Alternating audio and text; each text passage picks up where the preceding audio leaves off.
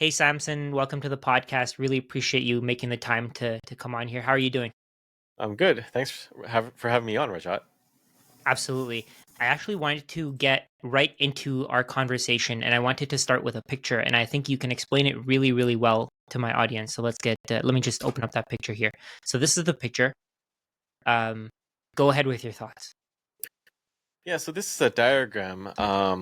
I saw one from I forgot his Twitter handle. No fu Smith, no fu Oh, Smith or something. Steph. Yeah, Steph. Stefan or something, I think? Yeah, I remember his Twitter handle. I can't remember his name, but Yeah. he made a diagram like this, but it was more complex, and I just distilled it down and made it simpler. Because I think the key message here is that there is not a lot of available Bitcoin. So if you look at the diagram, the top of the bottom pyramid is what is left Yeah. for mining and available for sale. It's a very small amount, but the available capital in the world is massive, and all of that has to cram into this little top cap piece of a pyramid. And when I look at available capital, that's like real estate. It could be derivatives backing other things. It could be gold. It's like everything else. Somewhere numbers in the range of, I don't know, $1 quadrillion, maybe 1.5. It's all rough estimates that we have when you're trying to estimate the value of everything in the world. But it is pretty big compared to the couple million coins that might be available for purchase. Yeah, and I noticed. I remember you had a conversation with. I mean, I think you mentioned it. Maybe you tweeted it or something. You said that at the top, there's no boundary. It keeps going because Yeah. the available capital is unlimited. That's insane to me. Do you think? Actually, I want to go right into this. Do you think MicroStrategy is going to change this whole cycle that we have? You talk a lot about 0.1 Bitcoin, 0.1 million Bitcoin, 0.1 million dollars per Bitcoin, 0.2 million, 1 million. Do you think MicroStrategy is what's going to lead to that massive Omega candle, the God candle? um, I think so. My current theory is that the Omega candle is triggered by a gamma squeeze on MicroStrategy. It's just forcing everyone to buy more all the time and The readjust all the flywheel. time. Yeah. Yeah. Do you think MicroStrategy's NAV premium above one is justified? Well, that's a very common criticism, I think. People look at it Yeah. and say MicroStrategy should be at 1. Anything over is an anomaly. But if you think about it, most stocks trade at a multiple of price to earnings, right? Like 20 is normal. I would say very normal. And then you have 30, even 40. So why would MicroStrategy be at 1 when they have the ability to take 0% loans effectively to buy Bitcoin? And their stock is kind of linked to Bitcoin right now. So if Bitcoin keeps going up, their stock will keep going up. So they can keep selling these converts that convert in the future at a premium. So they're kind of like monetizing Bitcoins and their own future gains, if you will. And I think that in and of itself warrants a multiple of at least like 5 to 10. And then if you look at what they can do with Bitcoin in the future, that's easily justifiable up to the 20-30 range even, right? But I think 10 to 20 multiple is fair given what they've accomplished and what they will keep on accomplishing over the next 5-10 year period. But I think there's a lot of criticisms out there right now that it's all going to fall apart, and there's like these in-depth analyses where they're breaking down all the problems that could happen, and what if Bitcoin goes down? And I think none of these things are looking at the entire picture holistically and from the perspective of hyper Bitcoinization. So if you look at it from a very high level, MicroStrategy has already won for the next 1,000 years. They have 2% of the supply of Bitcoin already. And they might be able to get to 3, maybe 4%. And none of these models, none of these critics that are breaking it down are thinking in terms of fiat ending. So what happens if the dollar just ceases to exist in 10, 20 years? What does that mean exactly? That means everything is denominated in Bitcoin. So none of their models, none of their projections, none of their worst case scenarios are taking that into account.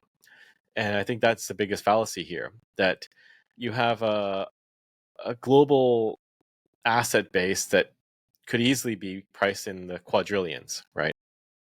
Like going back to the triangle. And let's just say we have dollar sat parity, or at least current day purchasing power parity of a dollar with the Satoshi, the smallest unit of a Bitcoin, 100 millionth of a Bitcoin. Then the market cap of Bitcoin would be $2.1 quadrillion. And if MicroStrategy has 2% of that, then they're already valued at $42 trillion, right? And what if, again, the models are not factoring this in, but there's a lot of lost coins out there. So what if the real market cap is more like I don't know, $84 trillion, right? Even $42 trillion is 10x bigger, more than 10x bigger than Apple right now. So that is pretty good in and of itself. But the real market cap of MicroStrategy could be something like 84 trillion, 100 trillion. We don't know yet. But given the fact that Bitcoin is finite, it is digitally scarce, they've kind of won already. And none of these analysts and critics have figured out that, this is a finite asset and they have a huge chunk of this finite asset forever. And what can they do with it in 100 years, 200 years? I don't know. They can easily monetize that, right? They could start deploying Bitcoin to build infrastructure or even become a nation state in and of itself. So the whole concept of looking at it and evaluating it through a lens of the NAV or MNAV is kind of flawed, because you're not looking at it like they have 2% of all future value of humanity. That's not really quantifiable in my view. No. So yeah, I think a lot of people are going to miss the boat because they're listening to these analysts and they're looking at MicroStrategy as if it was a tech stock. And we have the same problem with Bitcoin, which is people look at Bitcoin and they think, oh, it's a tech stock. No, it's not. It's a replacement for money. It is a store of human time and energy. And if you're analyzing it through this weird lens, you're kind of like looking at the elephant, and you touch the trunk and it's you think it's a snake, but it is totally different. And MicroStrategy is totally different from what they understand it to be. Yeah, I completely agree with everything you said there. The people who dismiss MicroStrategy as having a higher net asset value premium than the amount that it's at right now, so they think that it's supposed to be lower. Do you think that they just think of Bitcoin as another asset? Maybe they don't understand it. They don't quite see where it's going. Maybe they don't see it as money. Well, probably they don't. I mean, Microsoft Yeah. had the vote, the board vote or shareholder vote, and it was like 0.55% voted yes to make Bitcoin a reserve asset. So I would Yeah. say we're still very early, and it's just shocking to me that people don't really understand it yet. But they will. They'll understand it at 0.5 million or 1 million, I would say. That's kind of the market at which we start to demonetize gold. And it can happen actually very quickly too, especially with all the happenings in the US with the incoming Trump administration and their plans to create that strategic Bitcoin reserve. But again, going back to that triangle, you have MicroStrategy furiously trying to get that last bit of that triangle. And then now you have the US, maybe they're going to try to aim for 1 million coins, right? So it's a war for that little tiny piece of real estate just at the top of that triangle. It's so important to understand that the amount of capital that can go into this is literally unlimited. Like there is no limit because dollars can be created out of thin air. So the way that people are looking at it is they're seeing that, I actually got a response from Craig Wright. I said at one point most people will ignore Bitcoin until $1 million or more, and he said to me, "Oh, Bitcoin can't reach $1 million." So that just shows you he has no idea what he's talking about. Yeah, but why do we care what Craig Wright says? That's exactly what it is, right? I mean, most people are like that. They're so confident. They think they know what Bitcoin is. They think they know where Bitcoin is going, but they don't even understand it. Like they don't get it. Yeah, I would say the biggest thing that people need to consider is what if the current system that you grew up with, you're familiar with, is just gone one day? And I Yeah. think that's where we're headed. If you look at the macroeconomic environment, all signs point to some sort of systemic failure of the current system somehow. Either it just falls flat or there's just a debt jubilee and everyone just wipes the slate clean and we rebase to Bitcoin. But none of this is sustainable. And the US debt is probably the best indicator of that, right? We're at $36.2 trillion now in debt. And that's growing very rapidly. I think 200 billion was just added in the last couple months. So that Wow. compound interest is brutal. I mean, compound interest is great if it's on your savings, but Yeah. on debt, it just quickly goes exponential. Yeah, and it's going to keep going vertical. These numbers are just we're going to see 70 trillion dollars in our lifetimes. I think we're probably going to see 100 trillion in our lifetimes. I don't know how long it'll take to get to that point, but over time it seems like it'll just accelerate, right? Do you think the US will ever get to a million Bitcoin if they tried to purchase that much? Yeah, that's definitely uh, a question mark because once they start signaling that they're buying, Yeah. I think it's going to be very hard to reach that target. Right, just Yeah. hitting that target is difficult. I think Saylor was able to get to his target 1% and beyond because he started in a bear market. Right, he started when the price Yeah. was low. Now the price is at zero point 0.1. You know, Bitcoin can easily 10x, and we've done Yeah. 10, 17x before too. And with the nation states buying with unlimited bullets, they can really quickly bid this up very quickly. So the question is how fast they can move is one dimension of it. If they can go quickly, maybe there's a chance. But I think as soon as they start to buy in numbers, like serious buys, like buying 100,000 coins, reaching that 100,000 target, I think we're going to start to see Bitcoin shoot up very rapidly to maybe 5 million a coin. Yeah, I have a feeling. I actually have a feeling that they might reach the 1 million.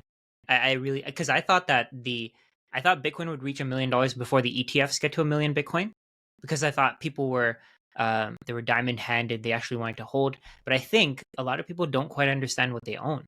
Like I would say probably out of the people who own Bitcoin, maybe maximum 10% understand it, right? Yeah, I would say that's a fair assessment. But there's one thing that's different, which is if a nation state is buying in size, Hmm. you kind of have to understand that you probably shouldn't sell it.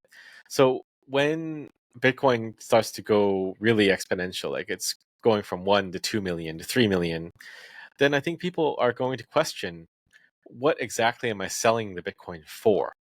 Why am Mm, I selling it for the dollars that the government is spending to buy Bitcoin? And what am I going to yeah, do with the dollars? What is the interest rate on those dollars? Like how am I monetizing my dollars then? And at the same time, geopolitically, countries are moving away from the dollar. So maybe it's declining in usage in international trade. So there's a lot of dimensionality to this that I think people have to think about and consider. But they're definitely going to see it firsthand and they'll have to deal with it on the spot when it hits. But I just think there is a point at which you can no longer be oblivious to what's happening, and you have to understand, like, okay, I'm going to sell Bitcoin to the government for $5 million, and what do I do with that now? Like, merchants are starting to price things in Sats. So, did I make a bad trade or a good trade? I think they'll find out it's a bad trade. yeah, yeah. Always, I think whenever you see you sell Bitcoin for dollars, you're always going to feel at least a little bit stupid in the future. At least a little bit. You're always going to feel a little bit of pain just because of how the asset is designed, right? You can create more dollars out of thin air, You keep printing more, keep printing more. Can't do that with Bitcoin. Do you think that we're going to see the world just completely denominated in Satoshis in our lifetimes? I think it's highly likely. Yeah, Simply like people don't want bad money. Like they'll yeah. they, they'll they'll realize quickly, like, okay, my neighbor is not accepting it, or the corner store is not accepting the fiat anymore, and they'll quickly realize that they should you know start buying in Bitcoin. And at a certain point at which that happens, people just start pricing it in Satoshis. Like we already have the Lightning Network transactions mostly priced in Satoshis, right? People are using Sats as the unit of account for Lightning, and it's been like that for years. So that's just going to accelerate, and I think it makes sense. Like if you divide 2.1 quadrillion Sats amongst the 8 billion people in the world, you end up with a number like 259,259 Sats per person. Yeah. And we know that's not possible to achieve because the ETFs hold a massive amount, MicroStrategy holds a massive amount, and there's hodlers. So what is the real number? Probably closer to like somewhere in the 10,000 to 50,000 Sat range. And if you look at purchasing power of the dollar uh, going back 100 years, that's kind of roughly right. You paid, I think maybe in the 60s and 70s, you'd pay 15 cents for a burger. So maybe Hmm. you'll pay 15 Sats for a burger, but I think maybe lower. It might be like 2 Sats or something like that. But that kind of number scale seems to make sense if you go back to that 1960s earning and wages. You make 1,000 Sats a month, and in a year you make 12,000. House maybe costs 2 years of your wage, so it's 24,000 Sats. But these kind of scales probably make sense, and we'll probably need to go to sub-Sat denominations like Sat cents. Like 100 of these Sat cents makes 1 Sat. Yeah, I agree with you. I think over time it's going to become so extremely valuable that we won't be able to. I think a Satoshi will be too much, way too much value, right? I actually have. I wanted to ask you. I want to show you something on Google Finance. So we have the exchange rate between the naira and Bitcoin. So a lot of people say to me whenever I talk about this, they say, "Oh, completely different currency. U.S. dollar is different from the naira. Um, you can't really compare the two." So if we look at Bitcoin versus naira, we see in May of 2016, one one Bitcoin was worth 90,000 naira. Today it's worth 164 million naira. Do you think within the next 8 years it's possible that one Bitcoin could be worth 160 million US dollars? The reason why I say this is because the year before, the numbers were almost exactly the same. So in 2015, one Bitcoin was something like 64,000 naira. And when I was looking at the chart for the US dollar at the same, like at that time, so 8 years later, it was exactly the same number. So to me, it seems like a trend where this thing is going to add a zero every 3-4 years. Do you think it's possible that one Bitcoin could be worth 164 million US dollars by the next 8 years? I would say theoretically yes, but practically no, because No. there's a point at which it just cuts off and you stop denominating things in dollars, right? It just makes no Right. sense anymore. Like, does anyone care what the exchange rate of the euro is to Deutschmark? Not No. really. So you just go to Sats at some point.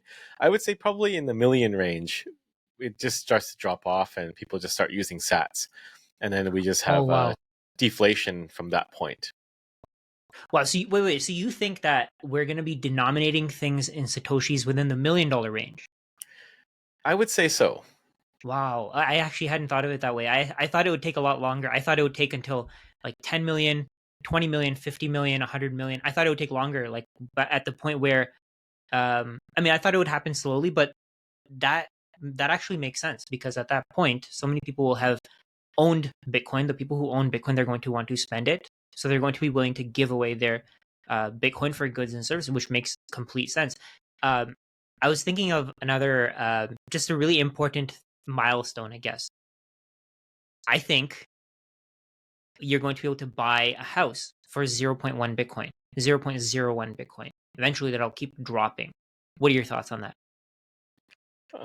Probably. There's a lot of repricing that has to be done.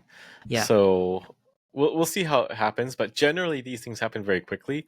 The expectation I think of a lot of people, including Bitcoiners and some Bitcoin bulls, is that it's going to happen over like a 20, 30-year period. But if you look at the collapse of currencies, they happen very rapidly and Yeah. it's typically very chaotic. So we'll see how it goes, but this is sort of why I think it's important that we do outreach and we try to get parallel systems into place where countries can have both currencies at the same time, Bitcoin and their native currency, and transition as gradually as possible. But I would say Max Payne theory dictates that it's going to happen very quickly and chaotically, and no Yeah. one's ready for it except for you and me and a couple Yeah, it others. seems like it. And you with Jan 3 talk to a lot of different governments, a lot of different people. How's that going? Who are you talking to now? If you can disclose.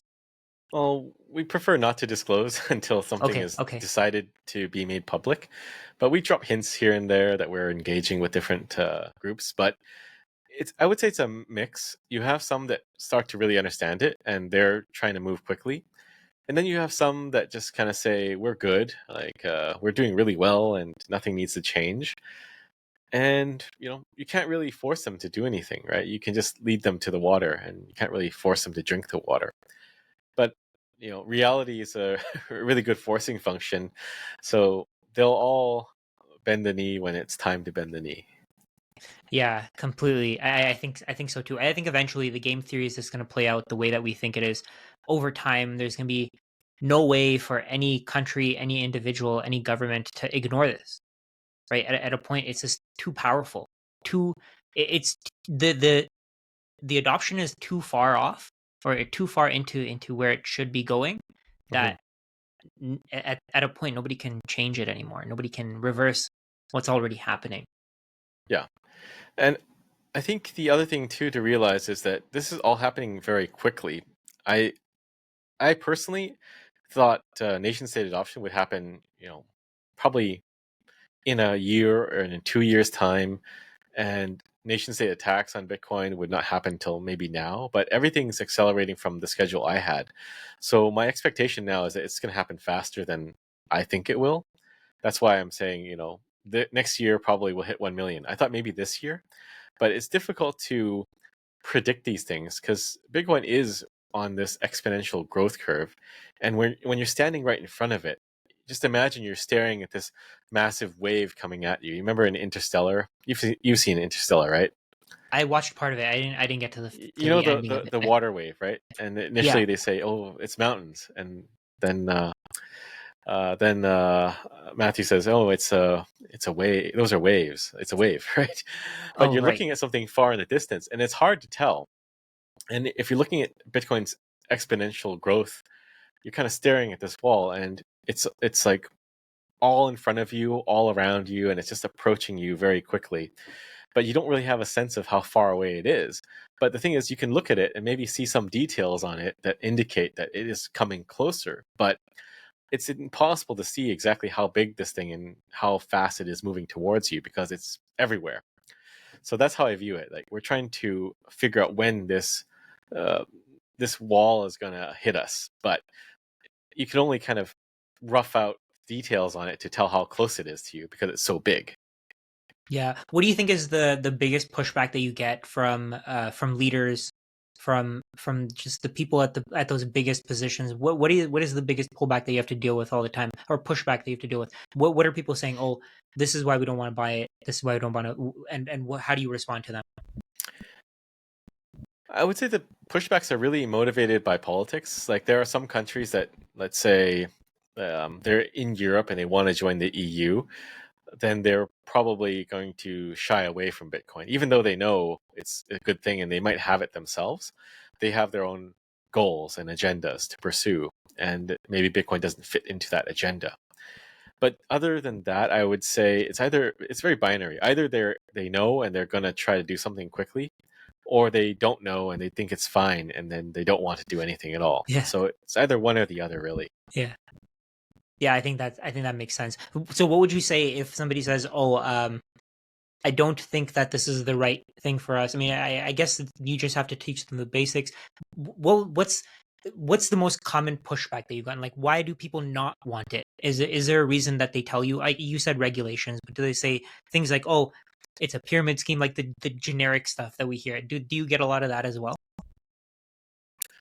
Not so much. And if I No. do hear some of those things, I just kind of point to BlackRock and say, Oh, you go tell them it's a pyramid scheme, or you go tell them it's a scam. Like, it's the largest asset manager on the planet. Like, what more, what more certainty do you need that it's a legitimate asset class? I don't know. If that doesn't convince you, nothing can. But yeah, I mean, other criticisms, it's generally more like we don't need it, or we think we're fine. That's the general sentiment.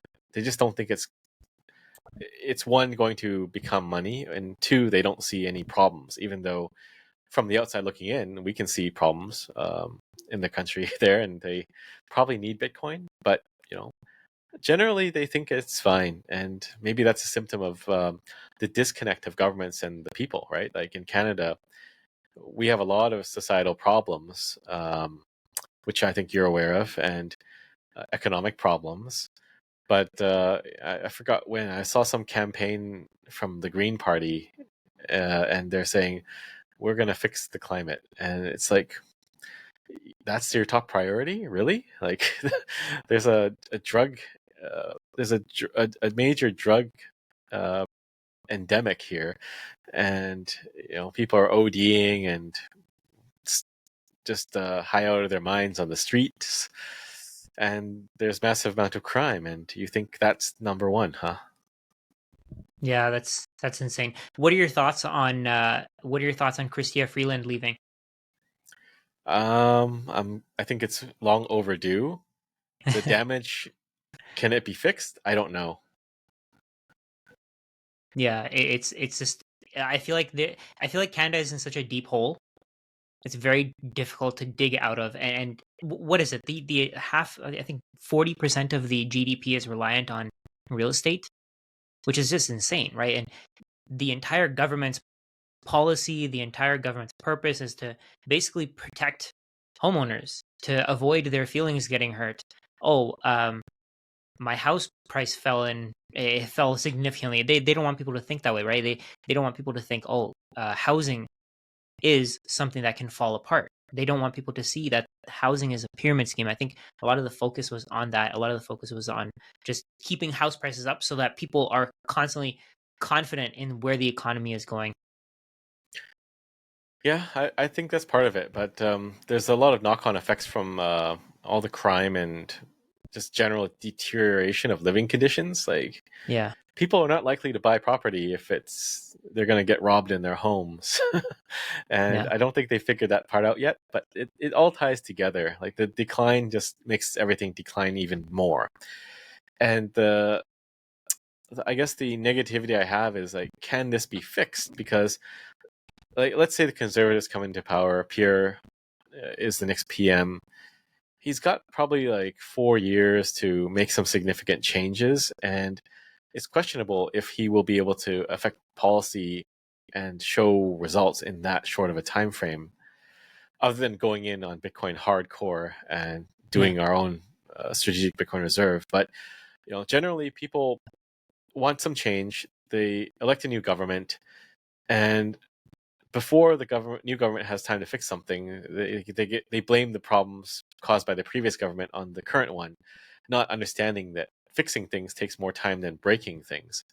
So then you bring in the other government that's been saying, "Yeah, we'll fix it," even though they're the ones that broke it, and then the cycle just repeats Yeah. as you kind of spiral downwards and get Yeah. worse and worse. So I like to have hope, and I think there is a chance that the Trump administration could fix things, but it takes very radical thinking, like disregarding the shitcoin. Let's say the Doge initiative in and of itself is to downsize government and cut spending. I think it's a good thing.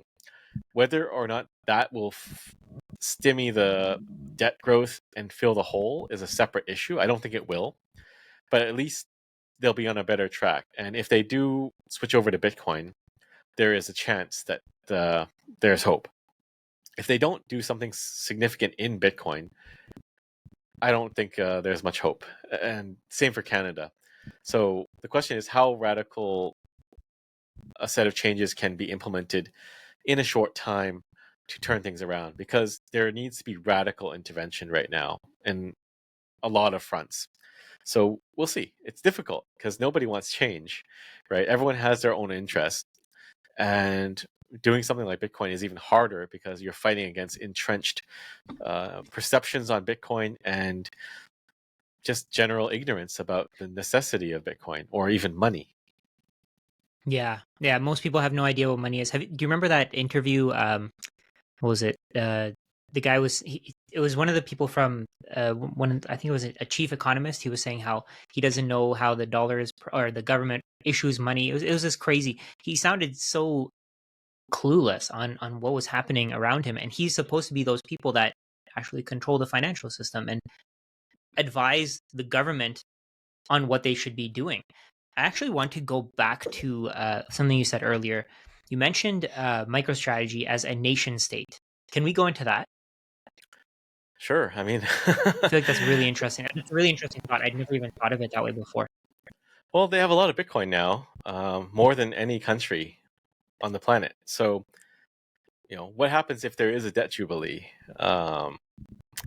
Could they, could MicroStrategy buy an island somewhere and say, we're moving our headquarters to this island and now it's a sovereign nation, right? And would they get recognized? That's really all you need, someone to recognize you as a nation state, and then everyone eventually does that and you create diplomatic ties. But it's not unheard of that you can create a country like Singapore, right? That was just kind of created. And if you have that much money, then you have a huge advantage to force those diplomatic relations. And then, yeah, from there, you just need more land, or it could be a network state like Balaji is preaching about, right? That Oh, right. Yeah. maybe you don't need a physical place. Maybe your passport is just tied to a virtual state. Yeah. Shares. Maybe. Yeah. That'd be pretty cool. That's a pretty cool concept. I want to ask you a question that I ask every single one of my guests. That was really, I hadn't even processed what you had said before. This is just brand new to me. I hadn't even thought of it that way. So I'm gonna be thinking about that for a while. But I want to ask you a question that I ask all of my guests. So the question is, what do you think is the most important downstream effect of a Bitcoin? So let's say 10, 20, 30, 50 years down the line, how does this change humanity for the better? The biggest downstream impact that Bitcoin can have is it restores our ability to be sovereign individuals. That's largely been taken away from us because centralization is convenient, and centralization of money supply and money management is definitely a huge convenience. But now we have this decentralized system that offers the same thing. So you can keep your money yourself and transact it yourself without an intermediary. And that changes the entire dynamic. I think it has an impact on the ability for countries to wage war as well. I strongly think that most people don't want war. People just want to um, build their families and see their children grow up happy. Nobody wants their kids to go die in a war. That's largely from uh, government's brainwashing or forcing them to send their kids to war, right? But Yeah. generally, if you ask someone like, do you want your kids to go die somewhere else? They say no. And there might be good reasons, like protecting your borders from an attack or an invader, and you need to defend. But generally, like, a lot of wars are quite frivolous these days. Like we think that guy's bad or he's got something bad, and we're gonna go there, right? I think Bitcoin will start to change that dynamic, that you can't finance a war because nobody will willingly the give up their money to finance a war where their kids are going to have to go die somewhere. But Yeah. on that note, I think as well at the same time, you'll start to see the emergence of people doing better things with their money than financing wars. Like, if you look at it, technology has not really advanced that much in the last couple decades. We thought we'd have flying cars and whatnot. So a lot of that innovation and advance through technology that we've had has sort of been siphoned away to people that have a lot of fiat, and they can use that fiat to create more fiat, and they might buy assets or they might just sit on that and have it grow over time. But they're definitely not investing in new technology. But maybe we'll see Bitcoiners that are self-sovereign invest into technology again and advance the development of our civilization. So maybe the focus will change from war to development, and we'll live in a better place because of it. Do you think we're also going to value human life more? Like with your war example there, people are not going to want their children to go to war. And then over time, I think we're going to build better relationships with the people around us. We're not going to want our neighbor's kid to go to war. I feel like it would just be a domino effect. It'll just make us value everyone and their input so much more. Yeah, that actually ties into an interesting thing I've been thinking of. So I'm making a game called Infinite Fleet, and I did a lot of thinking about how governments might work in the future. I think Bitcoin should have a transformative effect on governance itself, whereby everything is more based on consensus, like the Bitcoin protocol. You're part of consensus. Nobody can overrule the protocol arbitrarily and change it. They can try, but they'll fail. But I think governments have to evolve because democracies are largely like a 51% attack. And it can be manipulated easily. If you break everything down, really, whoever has the most money gets to pick the next government, right? It's all about how much you can campaign and spend on ads and going around, flying around. And yes, you can be clever and spend less and beat your opponent, but that's not generally the case. Generally, whoever is able to reach those eyeballs can convince them to vote. And the incentive in this democracy is also once you're in power, you want to distribute money to people and buy their votes for re-election. Right? Everyone wants free stuff, even though it's not free, and they don't understand it's not free. But people haven't really figured that out yet. Bitcoin will help them with that. But the whole premise of democracy is that it is easily attacked. Right? There's a lot of concern about outside interference and whatnot, but to me, that just signifies it's a very brittle system. Like if you have to worry about, I don't know, like they love to say Russian influence or Chinese influence, then maybe the system is bad, that they can influence the elections here. Maybe we should think about a better way. And, the best way is probably a consensus-based system where everyone has to agree for rules to change. Otherwise, the rules just balloon and grow out of control, whereby you can't even know if you're breaking the law or not because the law is evolving because you created this body that just makes laws. And there's nothing in their charter that they need to remove a law. So imagine you have a game designer building a game. They can keep adding more rules, but they never remove anything. Or you have a code base that they're just adding more complexity to the code and never refactoring the code to make it function as a whole. That's really what government has turned into. It's a machine that makes laws and consumes money. And there's nothing there that makes them simplify, streamline, and optimize, which I think Elon Musk and Vivek seem to want to do. They want to put expiry dates for laws, which makes sense too. But a better model is rethink the whole thing and figure out how we can have governance without being ruled effectively. We have rules, but no rulers. So some sort of consensus-based system is probably what I believe is the best way, instead of having some group of people appointed to make rules for everyone else. Then you have to kind of lobby them, right? I think new rules have to have a supermajority agreeing before it can pass. And there is a counterpoint. When I presented this idea, people say, well, then no one will be able to make any new laws. And I'm like, well, maybe that's a good thing, right?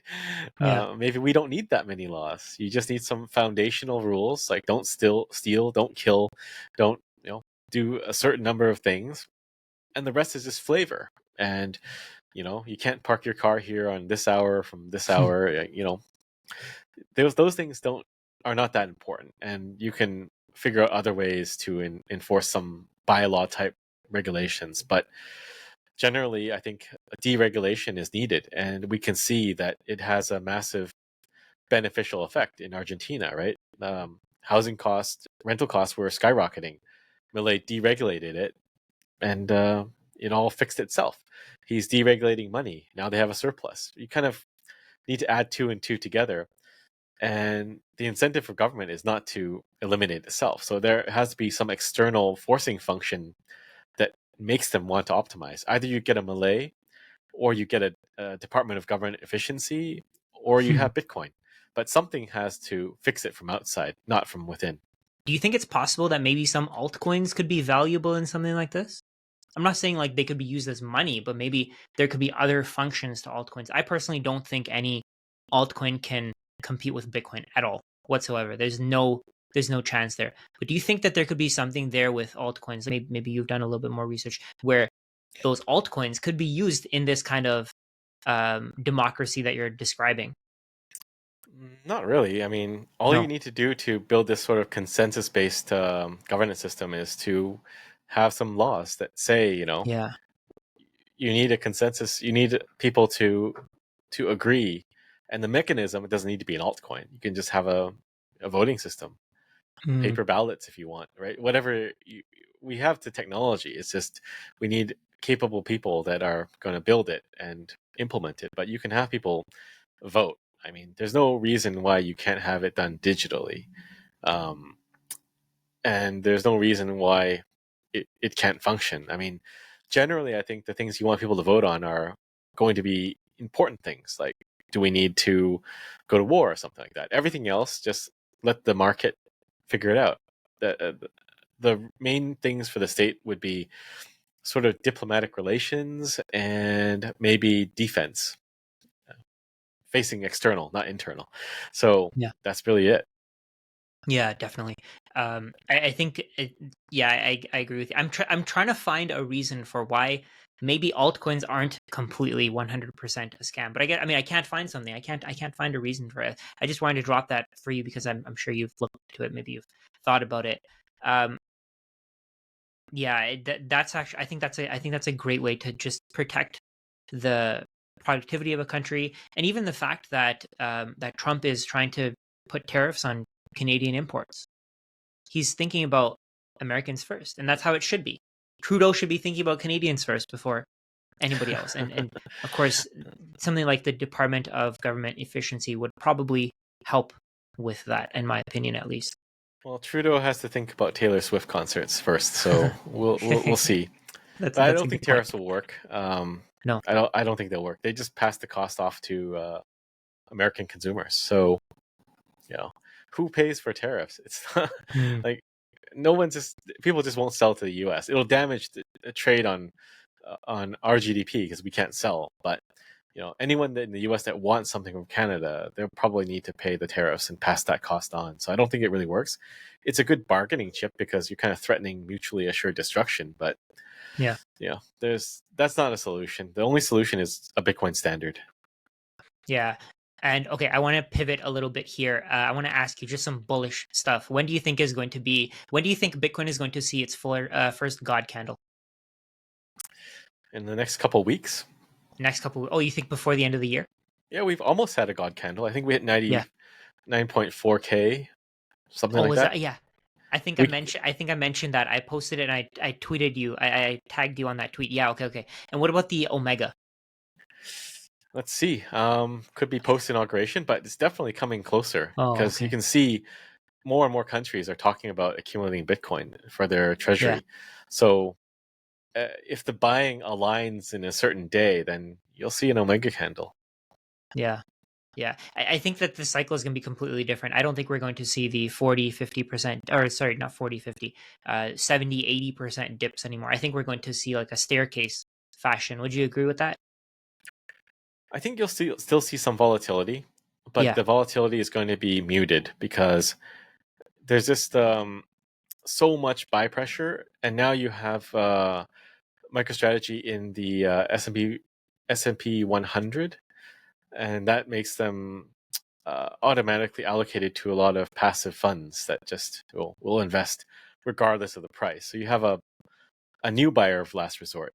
You already had buyers of last resort, which is us, the hodlers, but now you have another one and a big one too. So we'll still see volatility, but you'll definitely see a lot less of those massive dips that we've had in the past.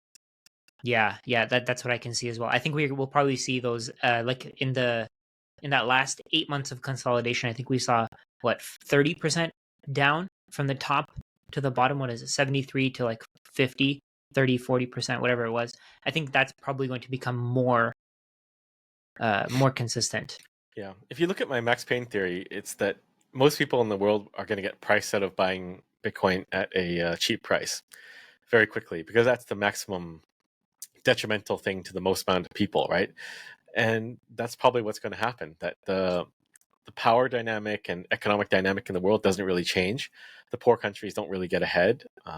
Maybe Bhutan and El Salvador now, because they have a lot. But generally speaking, most countries don't have a policy in place or even a plan to put a policy in place, so they'll be left behind. And the U.S. is going to be still the dominant financial center in the world.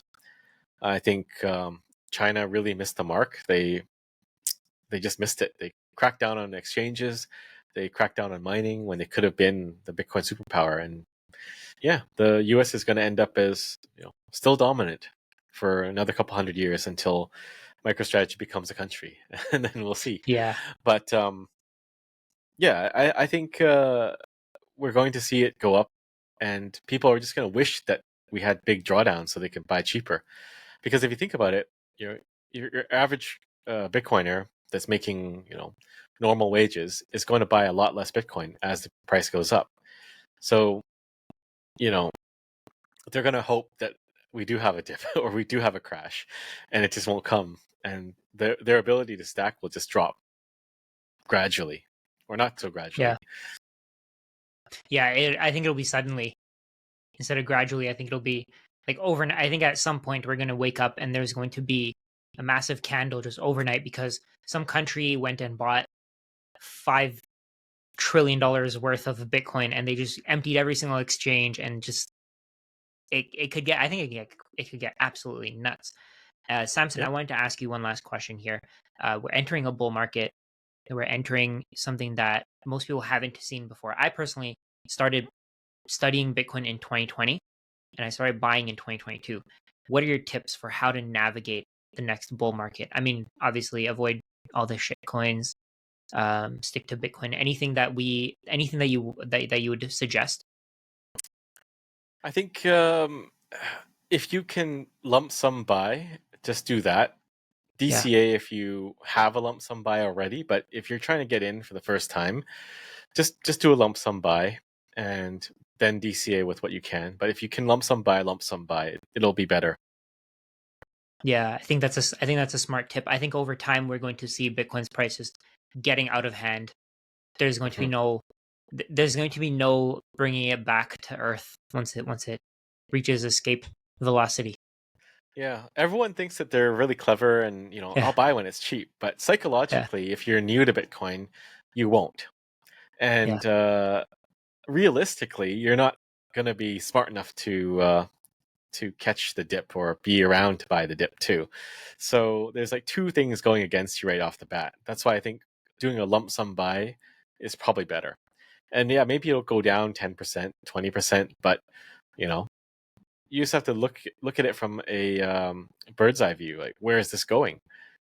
And I think that's what a lot of people miss. A lot of analysts miss that. A lot of critics miss it. And it is really the replacement of all money. And if you can't stomach 10, 20% drawdowns holding an asset that's going to replace everything, then you probably don't deserve it. Yeah, absolutely. If you can't handle the 5% dips, you don't deserve the 500% upsides.